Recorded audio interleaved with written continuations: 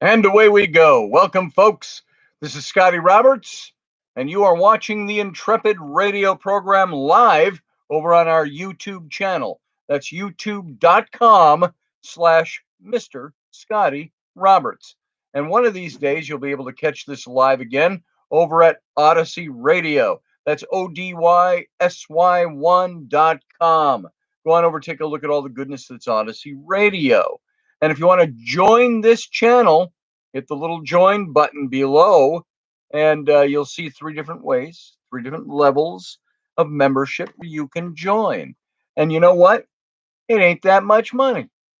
It's like the first one. What can you get for $2 anymore? That's worth anything? I don't know. Bazooka bubblegum, maybe. They still make that. Am I thinking back too far? $2 gets you just the basic membership. It gets you, hey, thank you for the $2 every month and supporting this show. You get a $5 membership, which gives you a little bit more, and a $15, which is the Mega Mondo Super Extreme Intrepid. And you'll see what it's worth over there. And so you guys go over, check it out, pick up your memberships. I'd appreciate it. Nice to have you here tonight. Beth Kirkham, good to see you. You were watching The First Honeymooners from 1951. That's crazy. That came out 70 years ago. Isn't that crazy when you think about that? We used to watch that show when I was a kid. And we watched the Jackie Gleason show too, of course. So Matt Finn, Master Finn, how you doing? Let's see. Iowa says happy hour draw bad American beer is $2. Yeah, you might be right about that, Iowa. So I don't want to find out, tell you the truth. Like I say, I have a hard, fast rule about beer. If it's yellow and you can see through it, don't drink it. That's my rule for not just beer, anything in life. So, yes, if that's all you got is $2 beers, I feel sorry for you. Heidi Ho, Airy Buddy says Doug Stack. Good to see you, brother. Let's see what else we got. Who else is here? So far, that might be it. That's just us. It's just us so far. There's some people stacked up out there, but they're just not showing up in the chat room, and that's okay. If you're watching this show and you're not in the chat room, you don't have to be. You'll miss out on the good conversation that's over there, but dirty joke incoming. That's what she said. Nice. If it's yellow, let it mellow. If it's brown, flush it down. Yes, Doug Stack. That is something this is some universal synchronicity. Synchronicity. I just said that to somebody yesterday. It was one of my clients whose plumbing is all not working very well since the storms down here. And then the freeze, and a lot of people are having frozen lines now. So it's hazard upon hazard, hardship upon hardship. And so I'm a little tired tonight. I think I start at least half my shows saying that. And you try to put on that good face, that happy face, and just project awakeness. And so I'm a little tired. I'm a little tired in the head tonight. And so I'm looking forward to going to bed. I don't think I got to bed until about 3 o'clock this morning. And then I ended up waking up around 7:15. And so it just all day, a little drag. I could have used a nap all day, to tell you the truth. Those are fun. And by the way, naps aren't just because you get older. I took naps when I was in college. You just didn't call them that. Hey, I'm gonna go lay down and take a little rest. A little football break, a little rejuvenation time. So I need a hot tub, is what I need. I can tell you what, when we build our new house, we're gonna get a hot tub. Something we want to do with this new house. We talked about putting in 3 or 4 little apartments that are bed and breakfast. And they'd be rooms you could access from both sides, from the inside of the house, and then you can also access them from the outside. And they all have their own little bathroom and shower and kitchenette or whatever. And so we thought about that. I think that might not be a bad idea. All depends on, materials, size, price, cost, building, blah, blah, blah. But the reason I say that is once we build our house, we hope to get it started this summer. If not, the next year or two, get that up. We'll have places for people to come and stay, come and visit. So there you go. I want hookers to fill the hot tub. Field guy is all about the hookers and blow. So there you go. Hey, Sarah Nichols, good to see you. Nice to have you in here tonight. And cold tub. Are you hot over in the area where you live? It was warm here today. It was in the low to mid 70s, and the humidity was up. You look down the street as you're driving, and it was hazy at the other end. So not foggy, hazy. So Steph Cuervo Queen, I think you misheard something, Steph. So Scott Lowry, a hot tub is nice, but I live 10 minutes from the hot springs. Well, there you go. Are the hot springs readily accessible? Can you just go in there and sit in them, or does somebody charge you? Is it a state park? Somebody have a facility built around it, like a hotel or something? It sounds kind of nice. Doug has the fire going in the pit. Nice. And it is nice. Cowboy Logic. Oh, I see what you're saying. Cowboy Logic Family, Meatball Army, Meatball Misfits, Intrepids. There you go. Boom. Thank you, Sarah Nichols. And let's see what else we got. I'm seeing flashing light. That's weird. I think it's in the TV out in the other room. I've got a door that's got frosted glass on it, so you see all these blurry shapes and lights. So I'm buying a brand new pit on Friday, says Doug, and I'll have to take pictures. I think that'd be fantastic. Um, Iowa says, too bad hookers usually drink for free. You haven't been to a strip club in a long time, have you? Well, neither have I. I don't think I've been to a strip club in almost 20 years. And I went because my girlfriend at the time wanted to go. She had friends that wanted to go. And she had formerly worked there. So, which she didn't tell me before we started dating. And it wasn't anything bad. She just told me once we were dating, we went to the horse track. She was going to show me how to bet on the horses. I said, I've never done that. And while we're doing that and we're having a fun time, and she looked at me, she said, I love you, you know. And I said, well, I love you too. And she said, I got to tell you, I used to be a stripper. I said, okay, I don't care. And she said, well, up until about 2 weeks ago, something like that. And she said, I gave it up because I didn't think you'd like me doing that. So, anyway, so much for that. How's that for just a hot flash of a story that I haven't ever thought about in almost 18 years? So, there's that. And it's neither a here nor there story. Doesn't make any difference. There's no matter, no never mind. It's just interesting. Doug, of course I will come and sit at the pit. Um, let's see. Steph said I was at one during the summer just for one drink, and because it ran from a new brewery. The strip club ran from a new brewery. That's an interesting connection to make. Fell in love with a stripper. Oh my, said Matt Finn. Oh yeah. Oh, I thought you meant you for a second there. Yeah, for about 4 years in there, and devastating breakup. It felt like a marriage broken up. It was stupid. My kids were all involved, and my kids had gone through the divorce of my from my ex-wife. Sam was only about 3 or 4 when that happened, so he remembers her vaguely. So Field Guy says the restaurant I went to gave me a huge strawberry daiquiri for free. Well, how nice is that? Well, the whole comment, the reason I brought up strip clubs, is that strip clubs usually, if you want the company of a stripper that you've seen, you got to buy them like a bottle of something or drinks or something, and which are overinflated in price. At least the last time I went to a strip club, so which is like I say, almost 20 years ago. So enough on strippers and strip clubs, unless it's something fun you guys want to talk about. Is today your birthday, cuz? Hey, Teresa, you walked into a strip club, but boom.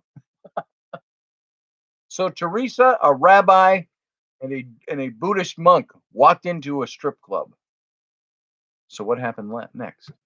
That reminds me of a great joke. There was a Catholic priest, of course, a Jewish rabbi, of course, and a Buddhist monk. All three walked in together to a bar.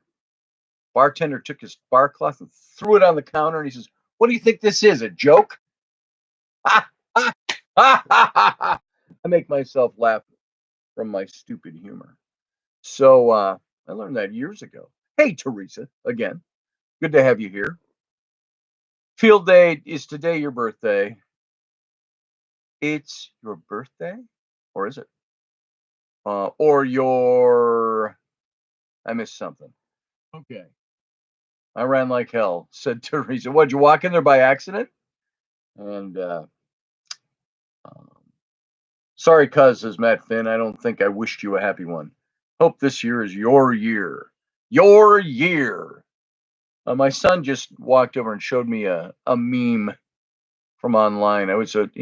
Sam is here, and he loves his memes and stuff. And it doesn't matter what I'm doing. He can come up. I can be on the phone. I can be typing. I can be doing radio, and he'll just walk over with his phone, and he's like, Dad, you got to look at that. And I look at his meme, and it's like there's this tiger you see laying in a zoo cage, and its head is way down there, and its butt end is way up by you. It's laying on its side, and it's a male tiger by the testicular area that's quite revealed, and it's sitting out there like a plum in a balloon. It's sitting there. It's furry, and it shows a guy's hand like this, right up next to it, like he's gonna flick it, and it goes, "Bring it, 2021." I thought that was pretty funny too. Liquor and horse. How do we get on this topic? This is an esoteric show. This is a highbrow show. This is where we talk about the higher and the finer things in life. Yeah, there you go, Delaney Pearl Jones. Nuts. And um, let's see, Field Guy. Last night I was watching this Pauly Shore movie on Netflix, and it had so much nudity in it. Yeah, I remember Pauly Shore's shows. Whatever happened to Pauly Shore? Is he still alive? Is he like 78 now? Something like that. So let's see what else we got. What are we going to talk about tonight? I know what we're going to talk about. We're going to talk about some paranormal stuff. We're going to talk about some skepticism, some science. I went over to Live Science and found some pretty cool stuff. Go over and look for. Um, let's see. What did I want you guys to look up so you could get a visual of it? First thing I'm going to do. This is a little more lighthearted. I'm going to see if it's on this list I have.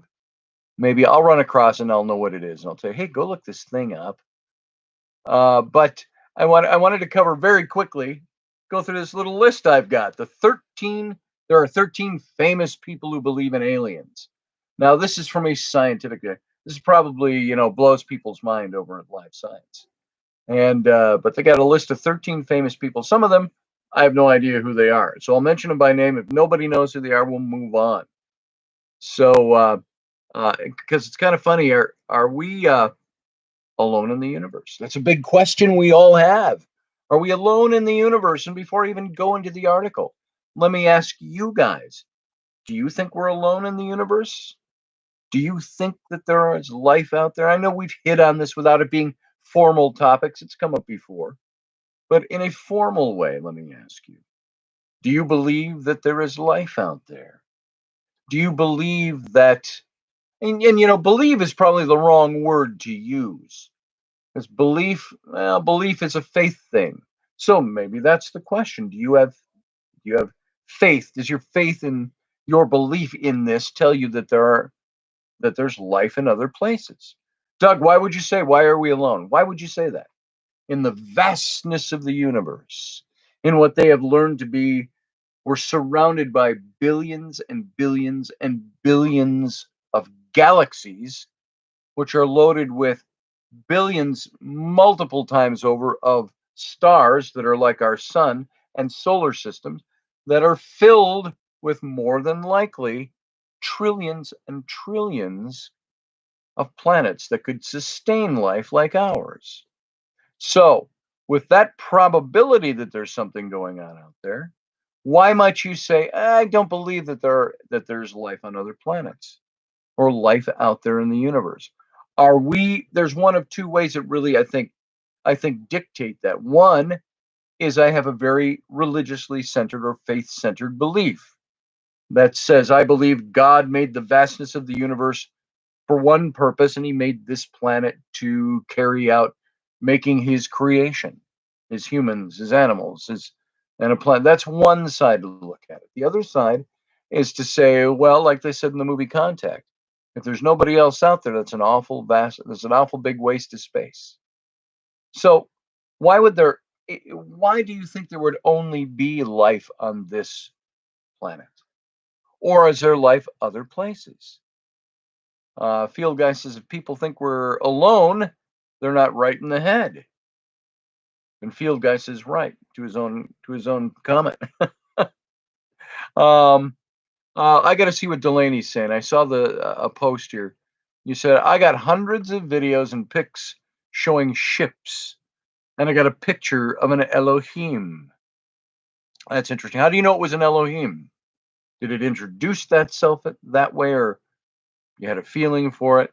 You said it was standing behind you during one of your videos. Well, I'd like to see it. Now, was it visible on the video or you just sensed that it was there? Interesting topic. I'd like to see those. Hope you're doing well tonight, says Matt Finn. Always fun with you around.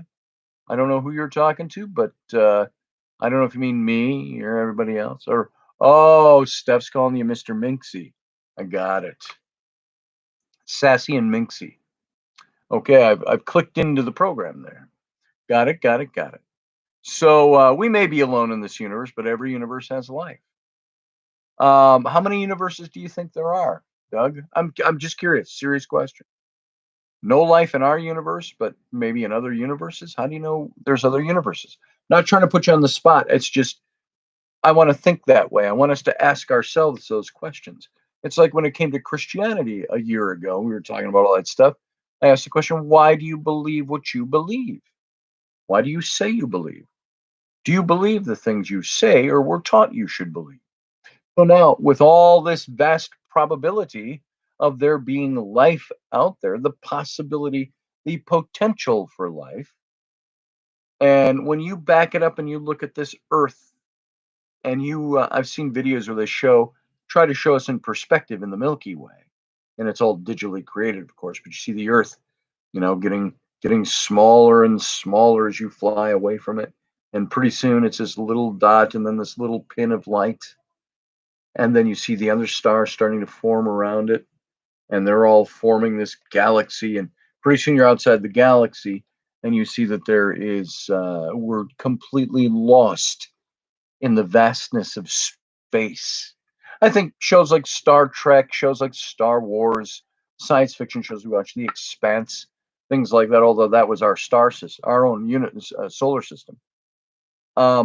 We start to get this feeling from a fictional point of view and the mind's eye and the imagination point of view that the universe is a pretty big place, but full of life. And yet we can't comprehend the infiniteness of the distances that are there. They say if you could travel at the speed of light, what's one light year? Isn't that the distance from here to Alpha Centauri, the closest star? Take us a year to get there, something like that, at light speed or just under light speed. What about these stars that are 63,000 light years away? Never get there unless we develop some form of propulsion that can bend space. Or if there is what if an alien race has come here? Do we think that's happened? Well, science would say probably not, because the ability for them to travel the distances to get here seem astronomical and insurmountable. That's by our understanding of how science works. Is there a different, can science have, I mean, science that's tried and true. A light year is this long. It takes this long to travel a light year. If you exceed the speed of light, something strange happens. Weird stuff, or it's impossible, they say. What if it's not impossible by other? Our science tells us one thing. Can somebody else's science contradict that? I don't know. The stars in Orion's belt seemed to be important to ancient men. That's very true, Matt.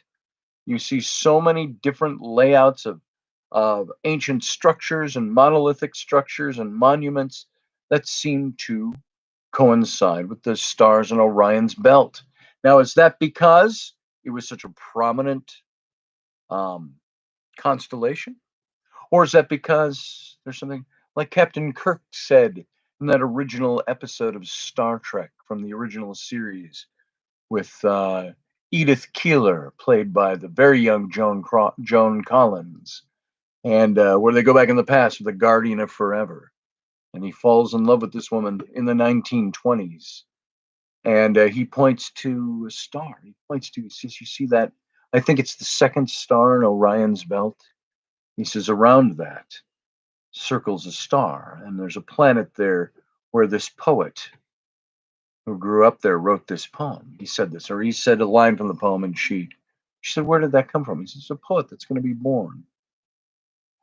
And so I thought that was pretty cool. I love watching the stars twinkle on BBC, a hot summer's night. BBC? What do you mean on BBC? Oh, there, Steph is even asking that. Now, Bernard, Los Angeles in Australia, he says there was one picture of Earth. I can't say, but look at an ovum as these P arm enters. Spark. Then I saw no cartoon. My mate's computer shut down. I can't say any more. Source waste. Okay, I'm not quite sure what some of what you're saying there, Bernard, but I got the gist of that. And what's watching us? What's looking back? That's an interesting question, I think, to ask. Give me some answers. Let's look at this. Some of the 13 famous people who believe it. Are we alone? Has always been the big question in the universe. It's a question that humanity has long grappled with from the times that we believed in the gods that came from the heavens. And frankly, maybe they did. Have you ever thought, and I know this is no new thought to many of you, but I remember the first time I thought this thought when I was younger. I thought, what if the gods that we revere in humanity, from Jehovah, Elohim, all of those gods to the Olympian gods to the Greek gods, and what all other gods that are out there, Marduk and others. What if ancient mankind, dubbed as gods, beings that they met that were actually interstellar travelers? Remember the old stories wrote by Owanes of um, the half man, half fish gods that would come up out of the sea and taught mankind how to live, how to grow plants, agriculture, and how to do all these different things they do. And what if these gods that did this in these ancient texts were something completely different? What if they weren't gods at all, but foreign visitors, so to speak, that we, in our understanding, dubbed as gods because of the power they had? Bernard says intergalactic dimensional takes whatever shape we believe, but we're a huge spark. Don't waste the source. Doesn't. It was beautiful. Could see the shape because the spark. I don't know if it was a glare spark. That's interesting stuff. Steph says British. Damn it, British. This is a family show. Oh, I don't know what you're saying there. Hey, Rock and Rhonda, good to see you. And Corin Browning, good to see you, brother. Miss you. Miss not seeing you every day. And so, is there a planet 12 they say these gods originated on? No, that I know of. There's no definitive. Hey, this is where all these gods came from. I do know that there's Rock and Rhonda. I do know that there is Laird Scranton, who wrote his book on the Dogon, and a few years ago now, and he talked about how the Dogon had stars that they talked about that are not visible to the human eye, but they drew star maps of them. Where'd they get those? There's questions like that all the time. Scotty, you do not want to know what that's about. Well, what's about, brother? Something else? The gods from the 12th planet? Happy Humph Day. This is Corn Browning. Oh, damn it, British. I don't want to know about that. This is a family show. I missed something really fun, I think. Oh my God, Field, she said, up further. So, anyway, BBC, probably where that came from. So, as we're looking into this, and we have to ask, while astronomers continue to scan the cosmos for the signs of human life, imaginations are free to run wild here on Earth. Why is that? From pop stars to Hollywood actors to politicians, there's many people who have believed that aliens exist or life on other planets exist. And here's 13 famous people who believe in aliens. And I think you have to say believe because it's a really a step of faith to do that. We don't have real good evidence. So one of the first ones on the list is Winston Churchill, the Prime Minister, getting back to British and BBC and all that stuff, Steph. Winston Churchill. History remembers him for his political prowess, his leadership of Great Britain during a very complex time in British history. But it's a relatively unknown part of the statement's legacy that we're going to look at, one of which he confronted the idea of alien civilizations. And this was recently uncovered about him. Churchill penned an 11-page essay on alien life, and this was in 1939 that he wrote this. And it revealed that his curiosity about the universe and outlining his definition of life and its most important ingredients. Churchill himself said, I for one am not so immensely impressed, however he would talk, by the success we're making of our civilization here, that I'm prepared to think we are the only spot in this immense universe which contains living, thinking creatures. And he wrote that in the newly uncovered essay. He goes on and says, or that we are the highest type of mental and physical development which has yet ever appeared in the vast compass of space and time. So Churchill's essay was described in an article that was published in the journal Nature in February of 2017. And I'm kind of looking at this. Winston Churchill on aliens, his 1939 essay was uncovered. He was known for his leadership during World War II, of course. We have nothing to fear but fear itself. Wait, was that Churchill? No, that was FDR. FDR was a Bostonian and a highbrow and an elitist. So he sort of had that same almost British thing going on. What was it, Churchill? Some of his famous lines. I remember one famous line of Churchill's, a couple of them. He was talking about Lady somebody, and he says, in mentioning her, he says, ah, there but for the grace of God goes God. And his other one was his wife came to him and said, Mr. Churchill, you are drunk. They were at a dinner party. And he says, well, madam, in the morning I shall again be sober, but you shall still be very ugly. He said things like that, Winston Churchill. And but he was known for his leadership in the war. But a newfound essay on alien life, and I find this very interesting, reveals a whole other side of him, one that was deeply curious about the universe. And I, for one, am not so immensely impressed, and we already read this quote, but I'll read it again. I, for one, am not so immensely impressed by the success we are making of our civilization here that I'm prepared to think that we're the only spot in this immense universe which contains living, thinking creatures. Now, remember, he had just come through World War II. Well, he was in the beginning of World War II. He wrote in the newly uncovered essay that we are the highest type of mental and physical development which has ever appeared in the vast compass of space and time that we know of. And besides being Prime Minister of the United Kingdom during the tumultuous years of the war, the British statesman was also a very prolific writer. and he was a proponent of science. In fact, he was the first prime minister to have a science advisor. And those traits converged in the newfound 11-page essay about the search for alien life. And it was discovered at the Churchill Museum in Fulton, Missouri. Why here in Missouri? I don't know. But that's where it is. And it was first written in 1939, was slightly revised in the late 1950s.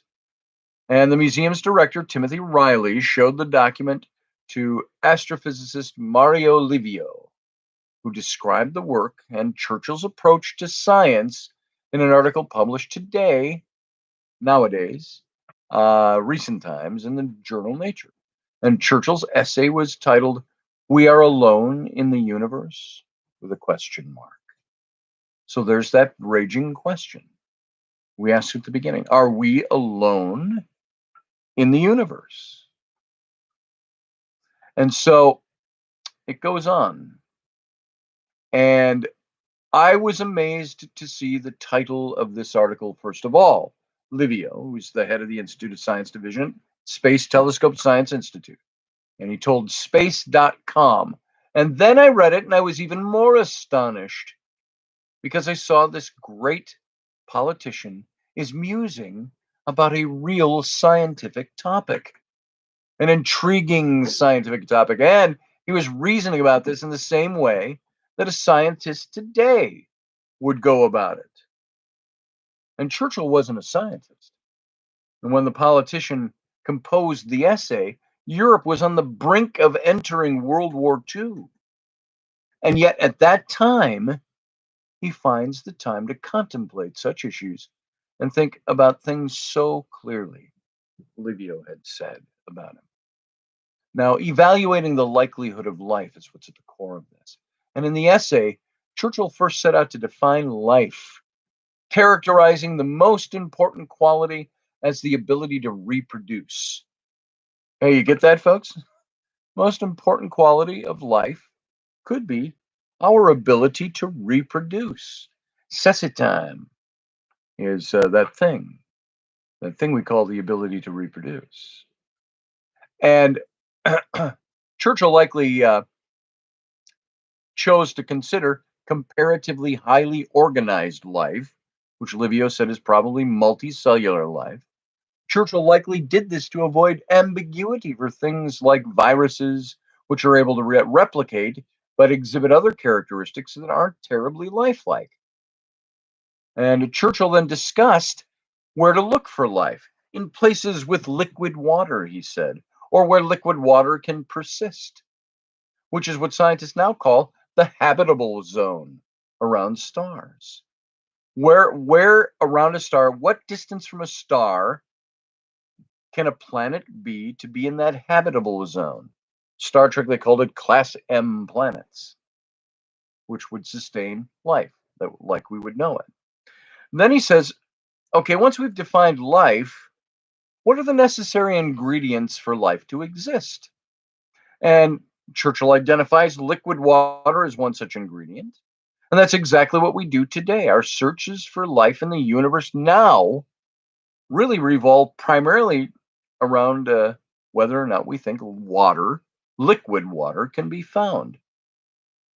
And in his essay, Churchill considered the solar system, deciding that only Mars and Venus could have fulfilled those conditions. The outer planets are way too cold. Mercury's too hot on one side and too cold on the other. And the moon and the asteroids have gravity too weak to trap the atmosphere. And this is summarizing Churchill's argument. Then Churchill discussed the possibility of planets outside the solar system, exoplanets, which had not yet been discovered. And the model that he considered, described by astrophysicist James Jean in 1917, talking 100 years ago, predicted that planetary formation is very likely to occur. The theory, which proved incorrect, described planets formed by the gas formed from a star when another star passes by. But the beautiful thing is, he says, but wait, maybe this theory is wrong. Why should we think that this theory is correct? Churchill added that the abundance of double stars suggests that Planetary systems could form commonly binary stars. In the article, Livio quoted Churchill's essay and said, I'm not sufficiently conceited to think that my sun is the only one with a family of planets. I'm not sufficiently conceited enough to believe that my sun, SUN, is the only one with a family of planets around it. Churchill went on to posit that a large fraction of those planets would be the right size to keep water, and on their surface and maybe an atmosphere, and that some would be at the right distance from their star to maintain a life friendly temperature. This chain of logic astounded Livio's opinion for a politician. And you can find some of his writings in SETI, all about the search for extraterrestrial intelligence. And Churchill and science. Livio said that Churchill saw value in science, but the statesman took a nuanced approach to science. He understood that science was necessary to win the war effort, but also established an atmosphere in which science was important all by itself in its own right, and he wanted it to be used to improve the world. As a result of that, in the 1950s came all those great discoveries, citing milestones like finding the structure of DNA, developing radio astronomy, which stemmed from work on radar. And once you generate the framework and the infrastructure for science to thrive, then a variety of discoveries come. It's like what happened when we discovered the transistor and how to make that work. It just seems that was in the late 1940s. And guess what happened in the 50s? The expansion of the transistor into so many other bits of technology. There are some out there who believe that a lot of our technology that stemmed from the transistor, that all came from, guess what? Back engineering craft discovered at the Roswell crash in 1947. There are some who want to wait. Oh, that's a field guy. Whenever I see field guy linked with boobs, I just move on. That's a preoccupation of his. Not that there's anything wrong with boobs or naked women. So I want a planet with less gravity populated with naked women. There you go. There he is. There it is. Bob Lazar, too. Yes, Rock and Rhonda. Some of the things that he was involved in. There are some great interviews. You got to go watch, if you haven't seen it, Joe Rogan's interview of Bob Lazar. It's a pretty astounding interview. Steve Clark says, I look like I've been getting some sun. Hey, Steve, by the way. Yes, I have. We do a lot of walking outside. We go into these neighborhoods where, everything's broken down, and we go walking through and we talk to the homeowners and so on. So, yeah, I'm getting a lot of sun. It was kind of overcast today, patchy clouds, and I still got a lot of sun today. And I'm okay with that. I get pasty in the winter. My skin turns the color of my hair. My hair isn't totally white. In some light, it's light brown. Some light, it's white. All depends on what kind of light's hitting it. So, that was funny.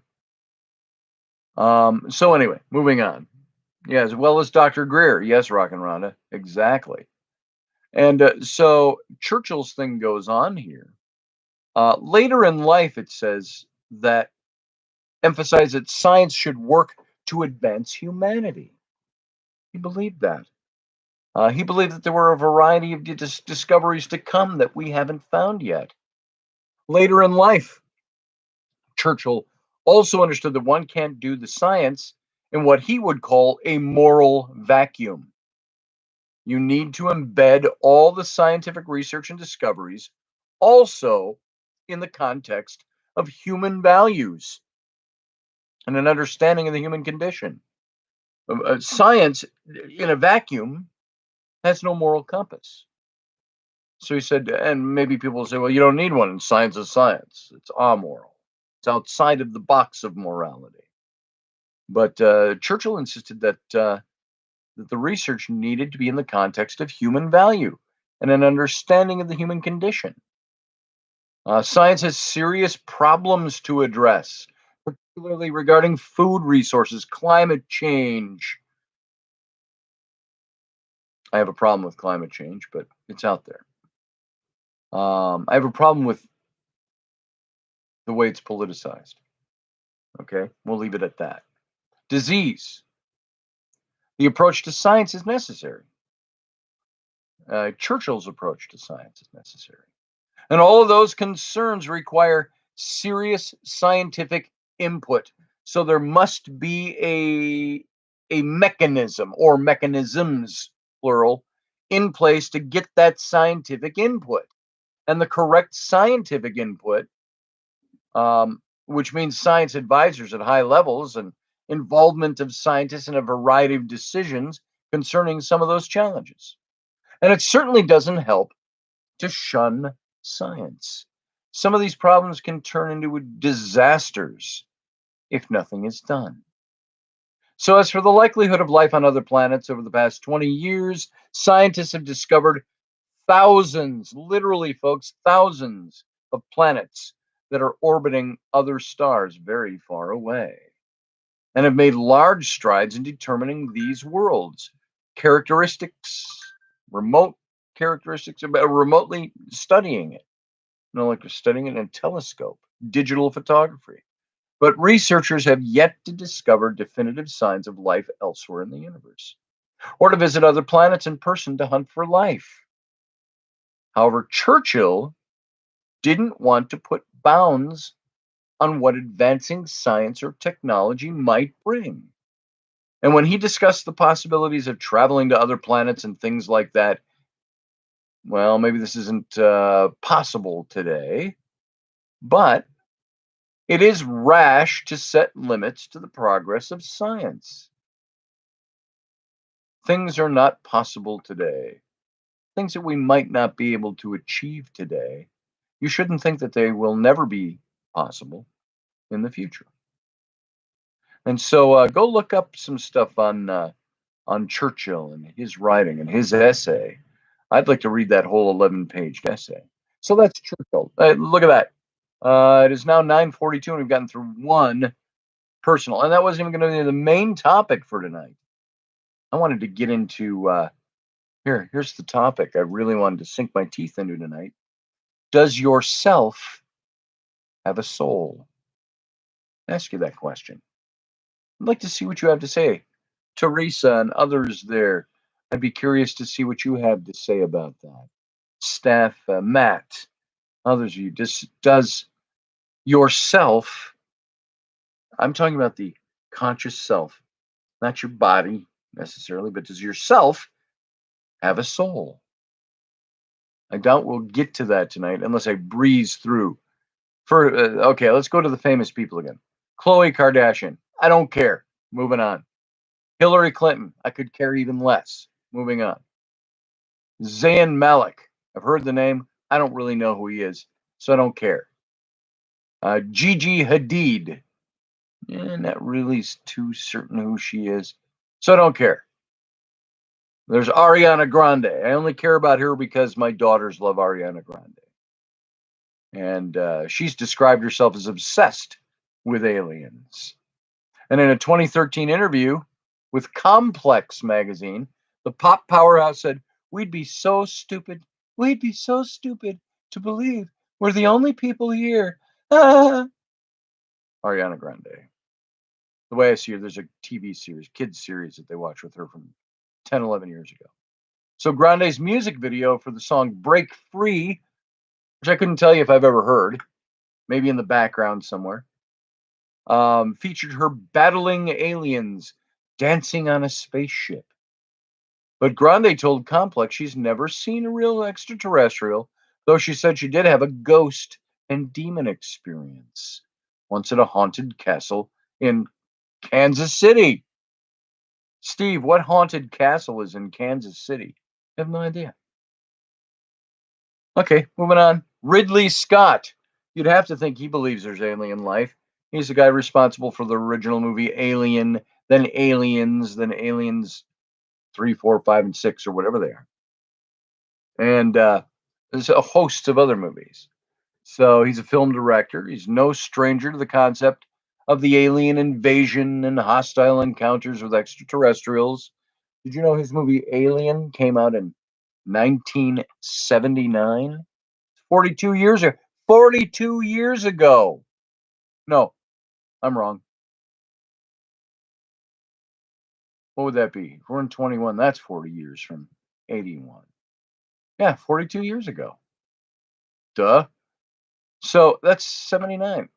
Just watched that a few weeks ago and didn't realize that the movie's 40 years old. I put that into context once and I said, the movies when I was a kid, let's say 10 years old, and my mom loved Humphrey Bogart movies, which I love too now. Old black and white movies, this is when I was 10, it was 1970. What movies were made 40 years before that? 40 years before that was 1930. There weren't lots and lots of movies. Most of the movies I grew up with were made in the 40s to the 50s. And those are the movies I said. Those are the old movies for old people.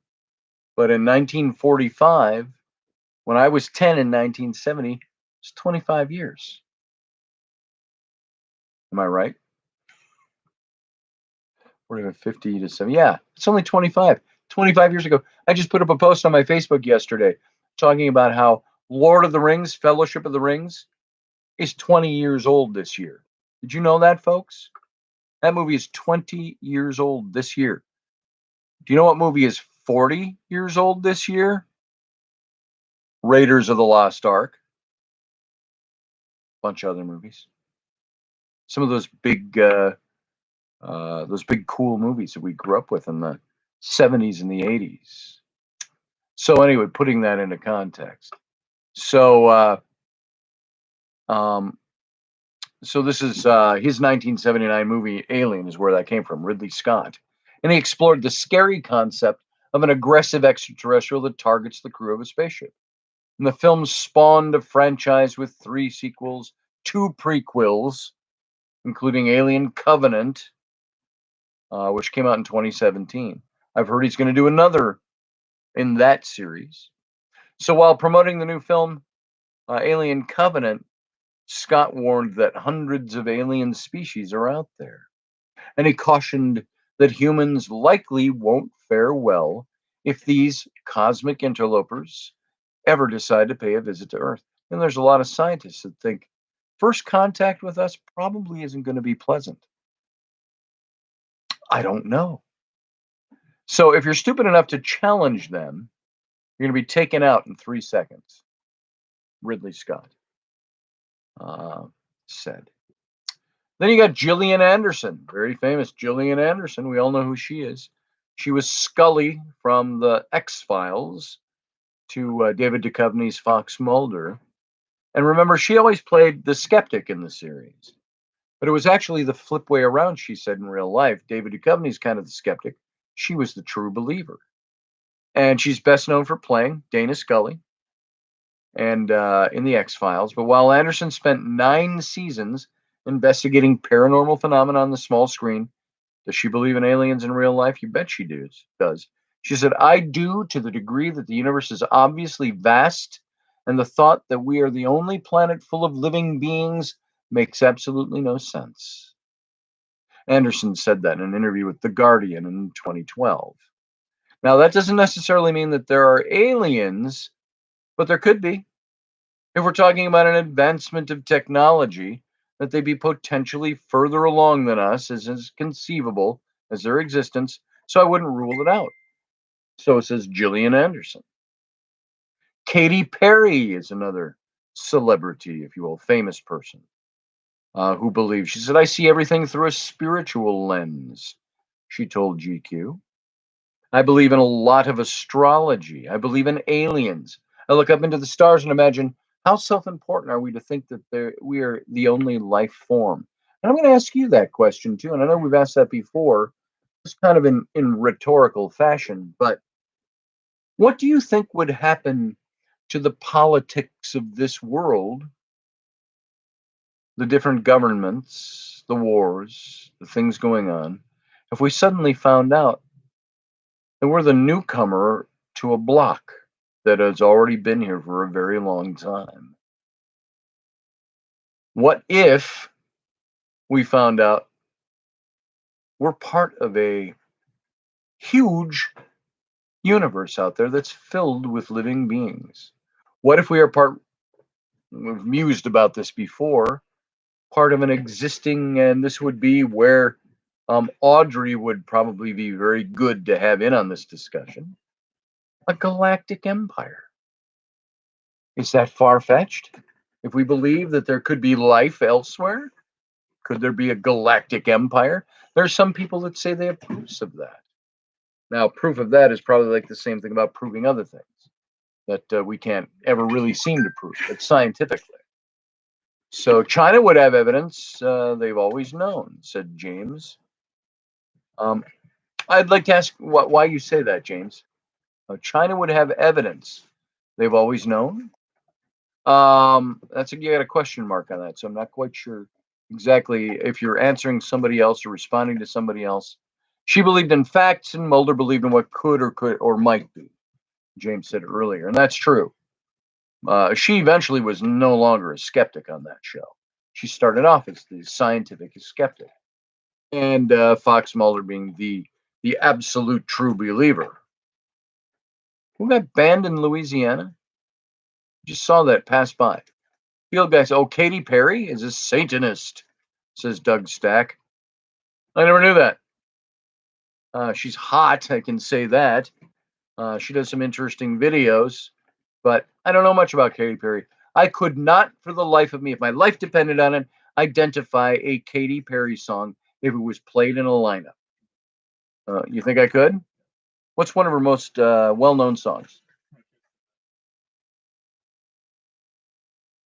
I kissed a girl and I liked it, says Pete. I have no idea what that song is. So I'm a bohemian. So let's move on with this point. She's hot, but she came up. Sorry, I just had a message pop up in front of my window. She's hot, says Field Guy, but she came onto our state and said bad things about us. Well, there you go. That'll get you banned from a state, I guess. No freedom of speech there. So I don't really care either way when it comes down to it. The voodoo state banned a Satanist, asks Iowa X. Magnificent point, Iowa. Steve Clark says that explains people disappearing from here because their sentences were served. There you go. Very well could be. Dark Horse is a bit about ISIS. I don't even know that, Rock and Rhonda, to tell you the truth. To be fair, they're two different things, says Matt. Voodoo is not Satanism. No, it's not. And I agree with that. Let's see. Rock and Rhonda says bid. I'm not sure what that's in reference to. James says Louisiana is more Catholic than voodoo. Yeah, I've seen a lot of Catholics. I haven't run into any voodoo practitioners yet. However, I did meet a man in a beautiful house today.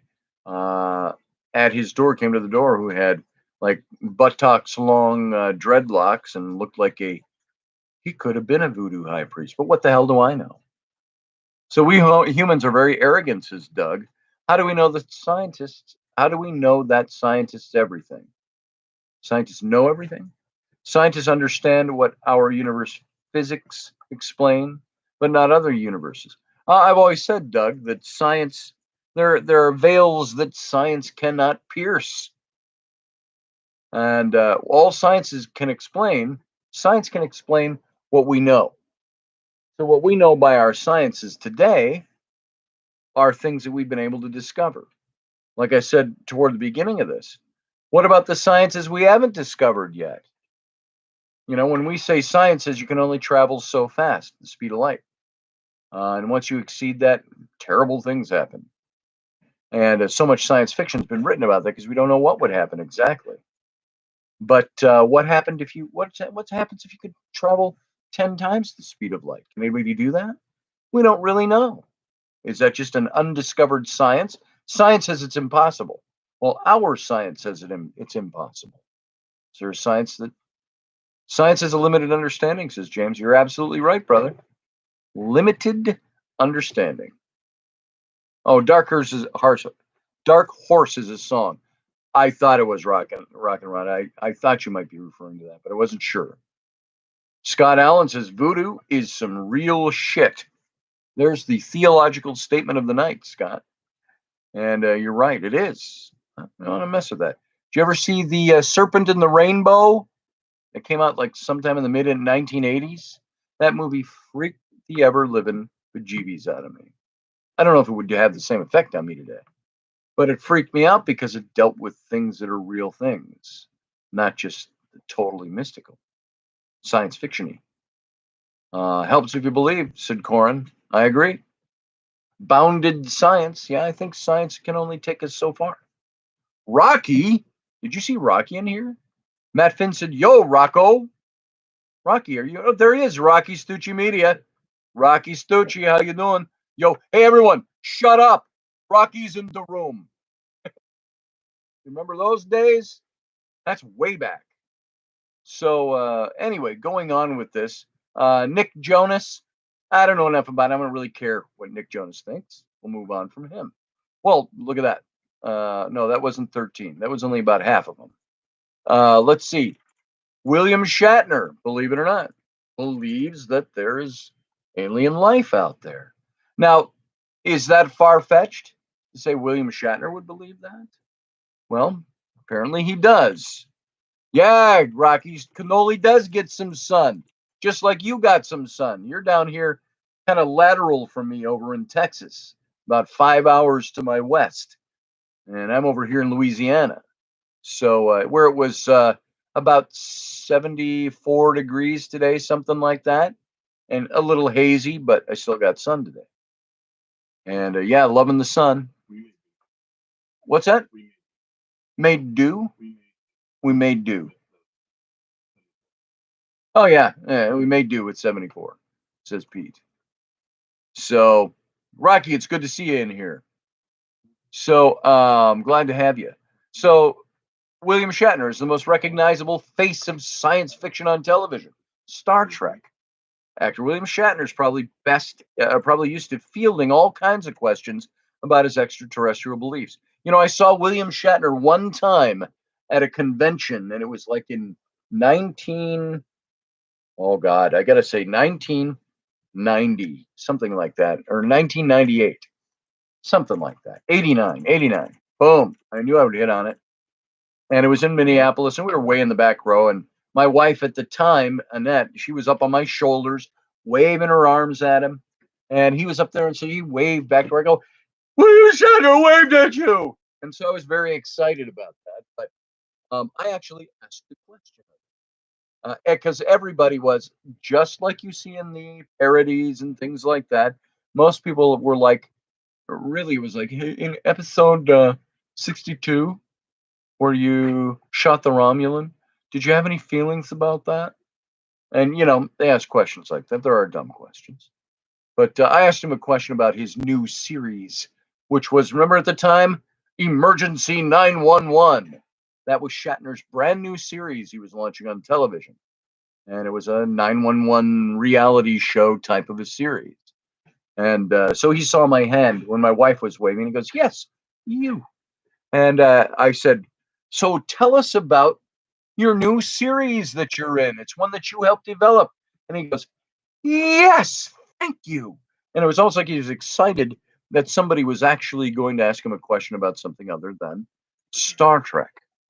So you go to Dragon, Scott. Good times. I haven't been to Dragon. I've never been. He was on TJ Hooker SNL, did a spoof. I remember the SNL spoof. Scott Allen, Go Get a Life. That's where that came from. Romulans. Yeah, Corin. You got a thing for Romulans? I see the tongue hanging out there. So William Shatner, as we all know, he says there's no doubt, he says, that there's life out there. The mathematics of it lead you to that absolute conclusion. In my mind, there's no doubt that the universe teems with life all of its own and life forms. And by the way, I do want to announce this again. It's not an official announcement yet, but we talked about this. This summer, I'm planning to go out to Ticonderoga, New York with Russ, who was the owner of Odyssey Radio, and we were going to get a little trip together. We were musing about it months and months ago, and we said, why don't we do it this summer? William Shatner is supposed to be at the Ticonderoga Star Trek sets, at Little Ticonderoga, New York, near the old historic Fort Ticonderoga from the French and Indian War and the American Revolutionary War. And the interesting thing is that this guy built in this building in downtown Ticonderoga, which I think it doesn't have buildings that are taller than 2 stories from my memory, that he built in this big warehouse space. He had the exact replica or a copy of the blueprints from the Desilu studios from the 60s, the Desi Arnaz, Lucille Ball studios. And they took on Star Trek. They're the ones who actually are to be thanked for Star Trek ever making it to TV. And so he got the blueprints and he built exact replicas of the 1960s sets, the full blown sets. And so we're going to take a trip there this summer. We're going to meet people there. And so there'll be more to come on that. But William Shatner is going to be there in July. That maybe we'll try to coincide it with when he's there. We'll just see how difficult that will be. So let's move on here with the 13 famous people. Stephen Hawking. Stephen Hawking, he believed in aliens. And he repeatedly warned that humans should be wary of contacting alien civilizations. Now, it's not like we have this vast superhighway or a telecommunication mode to contact aliens, excuse me, or alien civilizations. But he said, you got to be careful. We should be very wary about this. And in 2016, in a documentary called Stephen Hawking's Favorite Places, the famed theoretical physicist said that humanity may one day receive a signal from a potentially habitable alien world. And such as Gliese, I think they pronounce it Gliese 832c, which isn't that what they're dubbing the second Earth or something like that they found and discovered it way the hell out there.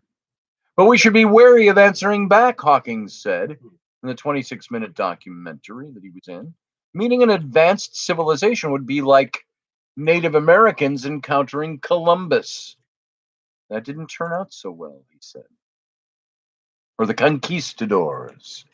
Now, that's not the first time that Hawking has expressed that concern. In 2015, he cautioned that visiting aliens may be in search of resources to plunder as they roam the cosmos, colonizing other worlds. Such advanced aliens would perhaps become nomads, looking to conquer and colonize whatever planets they can reach, he said in an interview with El Pals at the time. And still, Hawking said, it's not likely that humanity will find intelligent alien life in the next 20 years. The probability is low, probably. He said, probably. And probably, I can't do his voice anymore. I got to think about it for a minute. But Hawking, who was amyotrophic lateral sclerosis, he had before he, of course, passed away, ALS, and he's paralyzed, but he speaks with the assistance of a computer. So you know who he is. So what do you think about that? I saw some documentaries that interviewed scientists who said that they thought that alien contact would be probably not a very pretty thing for we here on the Earth. Well, you know what? I got to leave it at that. We are at the end of the show, and I'm already running a little over time. Thank you, Doug Stack. I'm killing you. That's good to know. I know that there's lots of other comments in here. I'd like to go back and address all of your comments. Rocking around. Who was a guest on Star Trek? David Hawk or Richard Hawk, Stephen Hawking. I remember that he was playing poker, wasn't he, on the Next Generation with the bridge crew. I'm going to hell. Doug, why do you say that in all caps? Why am I going to hell? I think I'm not. So I'm pretty sure I'm not. So let's leave it at that. And Steph Cuervo Queen, and she says, and I can do that on my own. I don't need no damn phone to do it for me. You talking about contacting aliens? You don't need we don't need no stinking phones. So your phone's getting you in trouble. I'll bet it is. And if it wasn't for Lucy, said Field Guy, we'd have no Star Trek. That's very true. That is very true. So, what else we got? I'm just looking at the closing out here of our comments. We are ill prepared, hence your Space Force. There you go, Rock and Rhonda. Why the hell do you think Donald Trump put up the Space Force? Wasn't to have another branch of the Air Force. I think Donald Trump knew something that we don't know. Probably that most presidents know and lie about or don't have anything to say about. All right, guys, we're going to leave it there for tonight. We didn't even get to any of the material I wanted to get to tonight, but I had fun with this. This is good stuff. So now we've got the introduction to what we're really going to talk about. And tomorrow night, you know what we're going to talk about? Does yourself have a soul? Does yourself have a soul? And this is through live science and skeptical science. I want to see what they have to say about the soul. And most religions claim that there's more to the self than the brain. There's a consciousness. Science is just starting to come to terms with the consciousness. And the traditional understanding is that human sentience and selfhood are conveyed via some sort of non-physical substance, often called a soul. And we're going to take a look at that tomorrow night. Sorry, my camera's shaking. As you all know, for the last couple of weeks, we've been in temporary digs, makeshift digs, and we're in a big camper. It's really big. But whenever anybody moves in this, it shakes a little bit. So you see, stuff like that going on because we got some movement in here. So thanks for putting up with the makeshift digs. Thanks for putting up with the makeshift studio. And you know what? It still works, and I'm enjoying it. I want to thank you all for being here. Matt Finn, take us out, Master Finn. And good night, all you brothers and sisters, he says. Love the hell out of you. Same here, guys. And Doug Stack, good to see you here. James, Scott Allen, Matt Finn, Steve Clark. Knowledge can be passed on by genetics. I think you're right, Steve. I know intelligence factor can be.